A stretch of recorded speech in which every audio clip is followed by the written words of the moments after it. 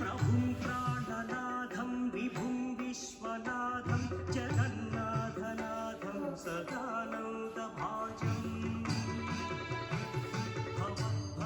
भव्यभूतेश्वरं भूतनाथं शिवं शङ्करं शम्भुमीशानमेरु गणेरुण्डमालं तनौ सर्पजालं महाकालकालं गणेशादिपालम् जटाजूटगङ्गोत्तरं कैर्विशिष्यं शिवं शङ्करं शम्भुमीशानमेरु